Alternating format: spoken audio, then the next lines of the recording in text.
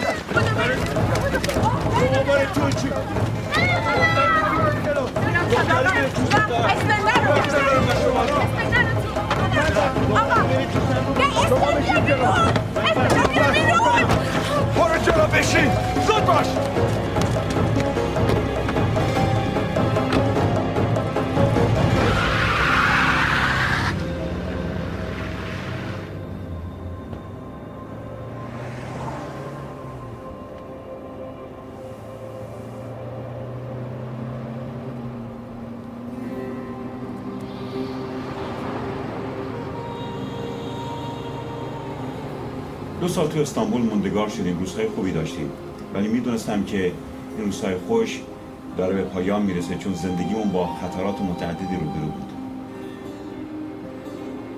برای همین تصمیم گرفتیم اونجا رو ترک کنیم و اولین جایی که رفتیم بوسنی بود، کشور بوسنی، و از اونجا به وسیله قاچاقچی‌ها تصمیم گرفتیم به اتریش بریم. امیدوار بودیم که اونجا به ما پناهندگی بدن. برای همین شبها رو حرکت میکردیم و روزها رو استراحت، گاهی پیاده، گاهی هم با ماشین. اما هرچی به مرز نزدیکتر میشدیم خطر دستگیری ما بیشتر میشد.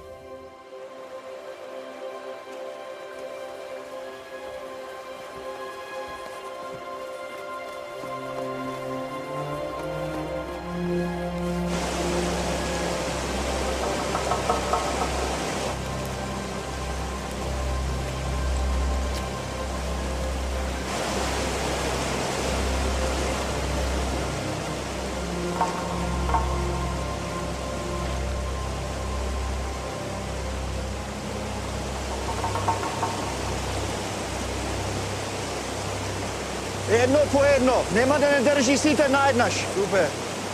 یک نفر از روی این رد بشید. یکی.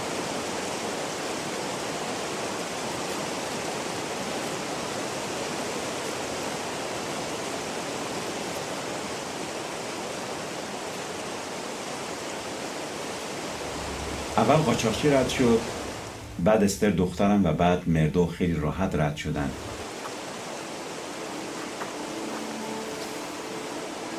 اما مطمئن نبودم که جوزف بتونه راحت و با اطمینان رد بشه. نگران جوزف بودم. یواش پسرم، ببین این بچه است، بذار منم باهاش برم. برو پسرم.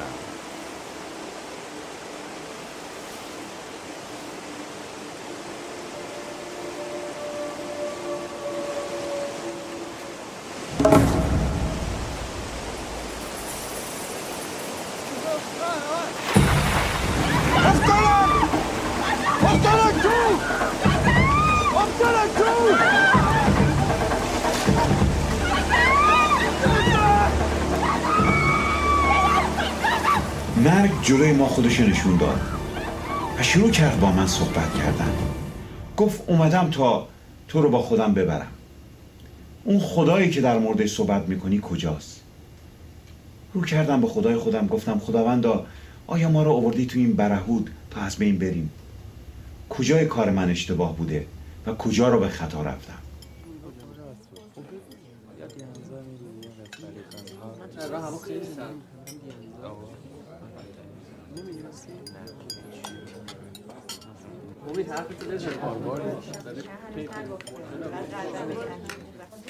هی خسرو، نونو بده. بچه‌ها به نظر شما قیافه این خسرو مثل مرد متحرکای تو فیلم‌های آمریکایی نیست؟ نه بابا، فقط باید خسرو جان یکم بیشتر غذا بخوره. به مادرتون گفتم از اون غذاهایی که من به باباتون میدادم اینجور سر حال و چاق و چله است، برای خسرو جانم بپزه تا اینم خوب و سر حال بشه. هی خسرو، کجایی؟ باید برم سر کار. سر کار؟ تو الان باید دانشگاه باشی. از شما که بیشتر پول در میارم. من اگه پول در میارم به خاطر اینه که دارم درس میخونم، نه اینکه مثل بعضیا درس رو ول کنم و برم سراغ کار، اونم تازه کار تو شرکت تلفن. بسه دیگه، ساکت، بسه بچه‌ها. وقتی پدر بزرگتون مرد، خدا بیامرزه، سر تشییع جنازهش همه گریه کردن به جز خسرو. بچه‌م خیلی ناراحت بود اون موقع. تو از کجا میدونی؟ خودش برام گفتش. به من که هیچ وقت هیچی نگفت. من سر کار یه دوست داشتم افسردگی داشت. خب معلومه دیگه. چی معلومه؟ خسرو افسردگی داره. باید برای پسرمون دنبال یه دختر خوب بگردیم. دختر عمش، دختر داییش. خسرو فقط همینو میخواد. فرزین، بالاخره نگفتی بابتون دوستت چی شد؟ چه بلایی سرش اومد؟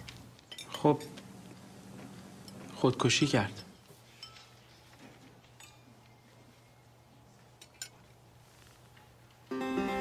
ما یه خانواده پرجمعیت هستیم و معمولا خانواده‌های پرجمعیت تو ایران اتفاق زیادی براشون میفته. تا اون زمان خانواده من اشکای منو ندیده بودن و همه فکر میکردن من یک شخص بی احساس هستم. اما روز به روز داشت اوضاع من بدتر و بدتر میشد. خواستم از طریق قوانین و شریعت خدا به خدا نزدیک بشم. از طریق خوندن کتاب‌های مختلف، شرکت تو مراسم‌های مختلف می‌خواستم ببینم خدا کجاست، ولی او رو پیدا نمی‌کردم. یه احساس عجیبی داشتم، اون خلأ درونیم هیچ جوری پر نمی‌شد. تا اینکه یک روز داشتم قدم می‌زدم و می‌رفتم سر کار، از جلوی یک کلیسای رد شدم که همیشه از اونجا عبور می‌کردم. اما فرقش این دفعه این بود که یک صدایی از داخل اون کلیسا منو به طرف خودش صدا می‌کرد.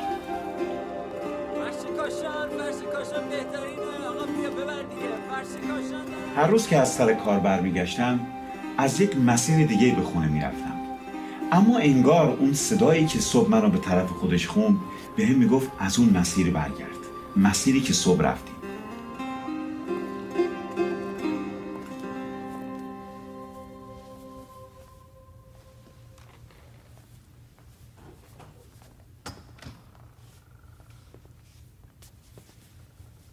ببخشید خانم، کسی اینجا نیست؟ شما کی هستی؟ خسرو خدادادی. اینجا چی میخوای؟ میخواستم ببینم چه خبره اینجا. شما این کلیسا میاین؟ آخه به من میاد مسیحی باشم. نه ببخشین. خب مردم کی میان اینجا؟ یک شنبه ها. خب مرسی خانم، من برمیگردم. ولی انتظار نداشته باش کسی رو اینجا یک شنبه ببینی.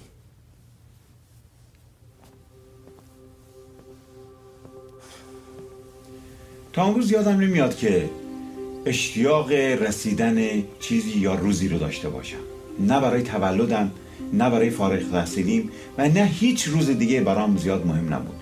برای اولین بار بود که مشتاق بودم یک روز برسه، اونم روز یک شنبه.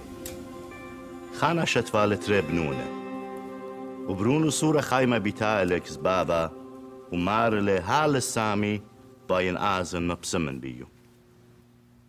وارد کلیسا که شدم تعدادی پیرزن و پیرمرد مسن رو دیدم و شخصی مردی که داشت اونجا صحبت میکرد. هیچی اون روز دستگیرم نشد چون نمیدونستم به چه زبانی داره صحبت میکنه. بعدم فهمیدم که این شخص به زبان آسوری که زبان اقلیت‌های مسیحی ایرانه صحبت میکنه.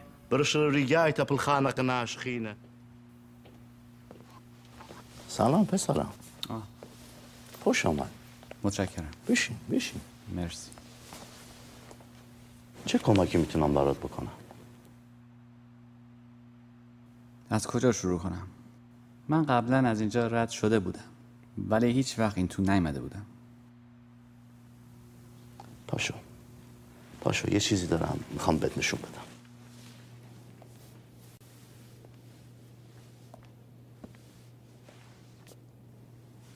انجیل شریف؟ موضوعش چیه؟ این مهمترین کتابیه که بهت میدم. داستان زندگی عیسی به زبان خودته. وقتی اینا رو خوندی برگرد بیا اینجا دوباره منو ببین. گاهگداریم اگه بخندی بد نمیشه. حالا بریم.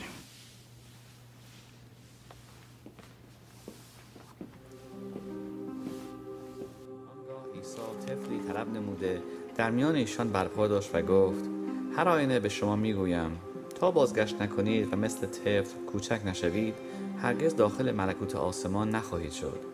پس هر که مثل این بچه کوچک خود را فروتن سازد همان در ملکوت تمام عهد جدید رو خوندم، اما همون آدم قبلی بودم و هیچ چیزی در من عوض نشده بود. اما باز شروع کردم از اول خوندن. بارها و بارها این کارو کردم با اینکه احساس میکردم هیچ تغییری در من صورت نگرفته، اما انگار یه چیزی و یه کسی به من میگفت که بخون و ادامه بده و من این کارو بارها تکرار کردم.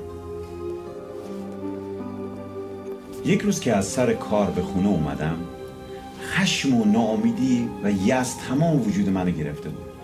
احساس میکردم هیچ چیز و هیچ کس نمیتونه منو کمک کنه و من در تنهایی تمام و کامل هستم.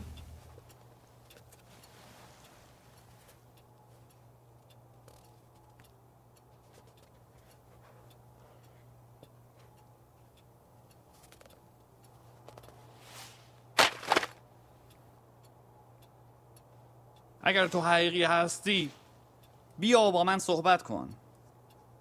اگر نیستی برو بیرون. برو بذار خسرو بمونه.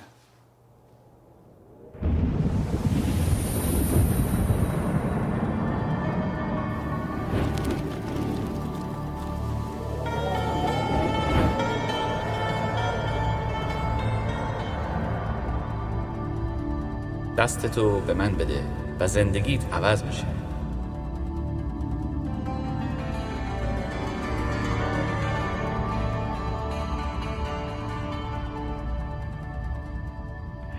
نمیدونستم کیه، فقط میدونستم که یه رویا بود. خواب نبودم، چون خودم کتاب رو پرت کرده بودم گوشه اون. جالب اینجا بود که توی اتاق صدا رو میشنیدم. صداهای دیگه بود، مثل صدای غلغل سماور مادرم. این شخص اصلا احساس میکردم که غریبه نیست. انگار از بچگی با من بود. از دردهایی که با بچگی داشتم با من بود. انگار از همون زمان با من صحبت میکرد. برای همین احساس غریبگی نسبت بهش نداشتم.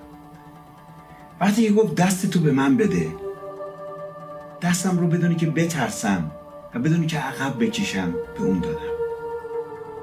اون دستشو توی دستای من گذاشت.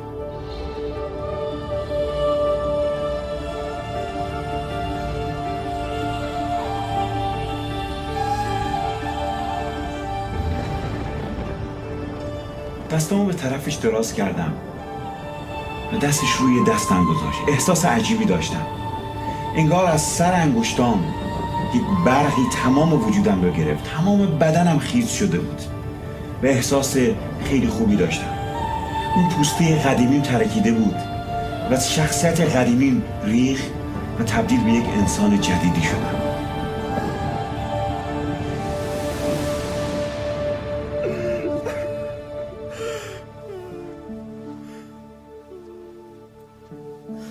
خسرو چته؟ چرا گریه میکنی؟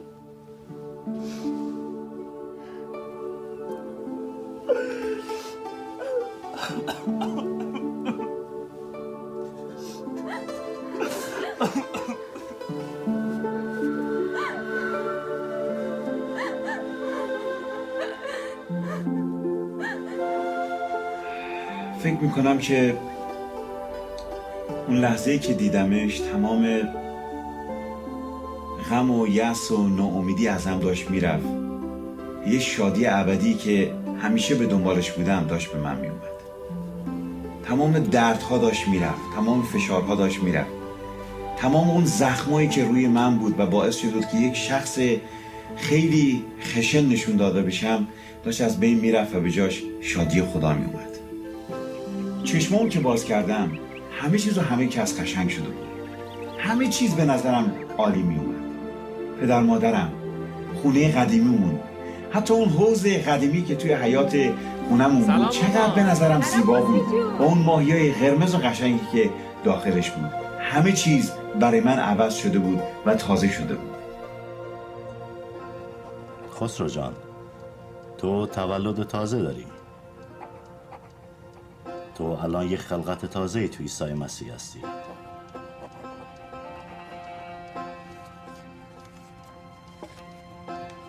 کشیش این کلیسا کشیش جوونیه. فارسی هم خوب میدونه. برو پیشش، چیزای خوبی بهت یاد میده. وقتی شروع کردم به اون کلیسا رفتم، کشیش اون کلیسا خیلی سعی کرد با من رابطه برقرار بکنه. خیلی مشتاق بود. با اینکه میدونست از زمینه مذهبی دیگه هستم، اما یه چیزی در من دیده بود و خودم هم اینو احساس میکردم که من فقط به عنوان یک ایماندار تو کلیسا نیستم، بلکه خدا از من انتظار دیگه‌ای داره و من خودم نیز این رو در خودم میدیدم که اشتیاق دارم خدا رو خدمت کنم. خدای جسم پوشیده است که به خاطر من و تو روی زمین اومد. به به، مریم کیک برده. دست شما در نکنه خانم. راستی بچه‌ها خبر دارید؟ خسرو سر کارش رتبه گرفته. نه مامان جون، به من پیشنهاد شده. چه فرقی میکنه پسرم؟ خیلی خوب، من هنوز تصمیم نگرفتم. منتظر چی هستی؟ خیلی خوب، کار دیگه ای هست که من بیشتر خوشم میاد. چه کاریه؟ بابا جون، کار خدا. همه ما از تغییراتی که تو خسرو به وجود اومده خوشحالیم، ولی بابا هر چیزی هم حدی داره. آخه ناسلامتی ما باید چه مسلمون هستیم. ببین، من و مادرتون با 2 هدف شما رو بزرگ کردیم. اول این که در زندگی یاد بگیرید چجوری به هم محبت کنید و دوم این که سخت درس بخونید و اعتماد به نفس داشته باشید و رو پای خودتون بیستید. امروز پسرم خسرو میخنده، گریه میکنه، تو صورت من نگاه میکنه، میگه بابا دوستت دارم. اگر عیسی این تغییرات رو در خسرو به وجود آورده، من اصلا مخالفتی ندارم.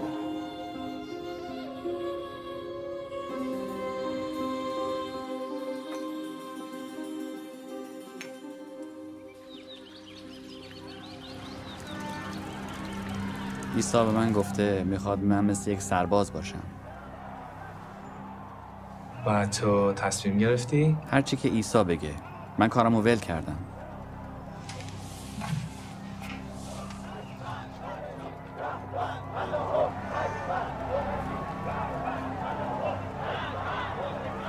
مرد حکیم و دانا از بدی میترسه و اجتناب میکنه، اما مرد ساده و نادان از غرور خود رنج میکشه.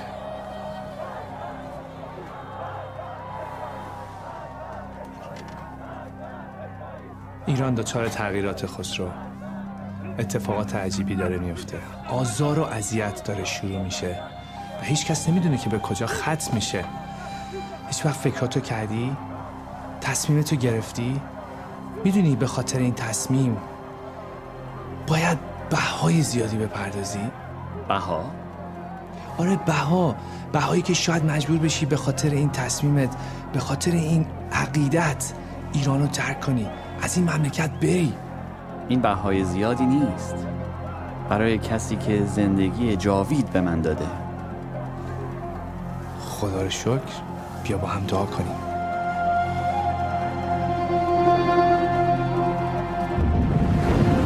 پسرمو پیدا کرده. بگیرش.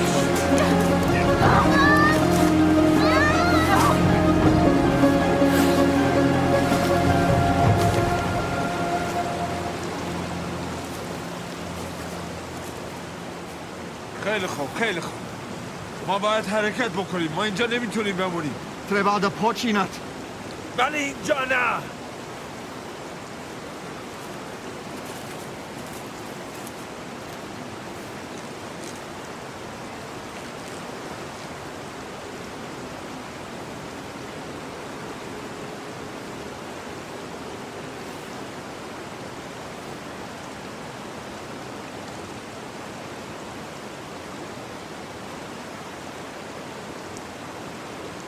چجوری؟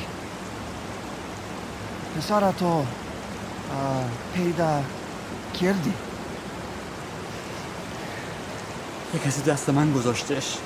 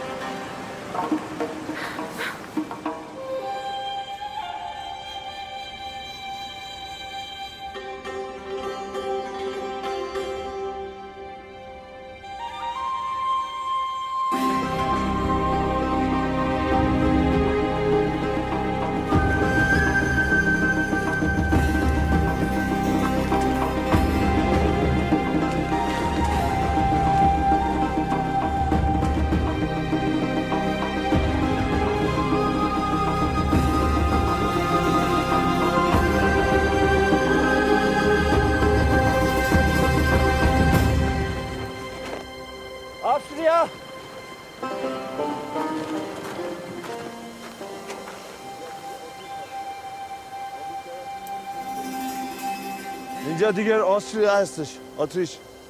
ما بیشتر از این دیگه نمیتونیم بریم. از اینجا به بعد شما خودتون باید برید. مرسی. خداحافظ.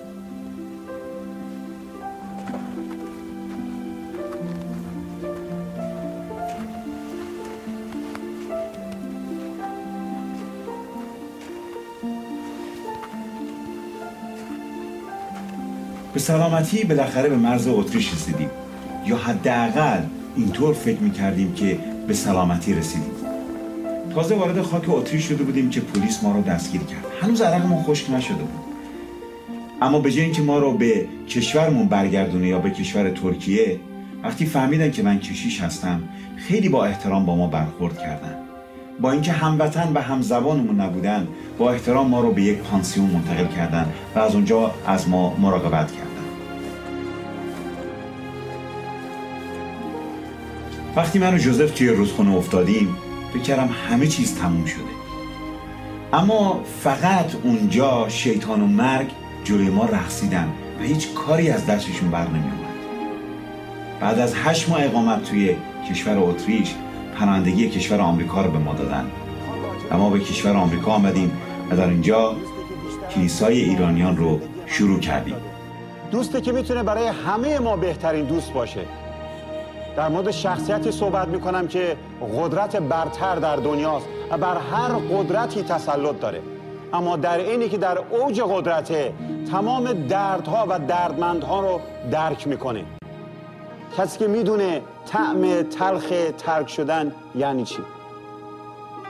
او دوست من و دوست شماست. او دوست خانواده من نیز هست. دوست همسرم مردخت، دخترم استر و پسرم جوزف. او عیسی مسیحه. عیسی مسیحی که میتونه زندگی شما رو عوض بکنه. او قادره امروز زندگی شما رو نیز عوض بکنه.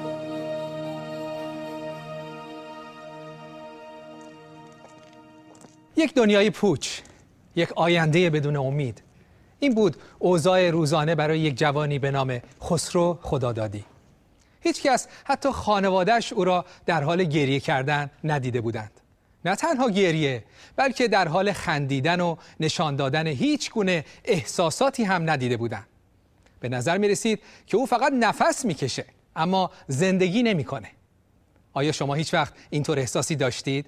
آیا هیچ وقت احساس کردید که فقط دارید زندگی می کنید، اما نه زندگی واقعی؟ فقط منتظر هستید که روزی زندگی به پایان برسه و همه چیز به زودی تمام بشه.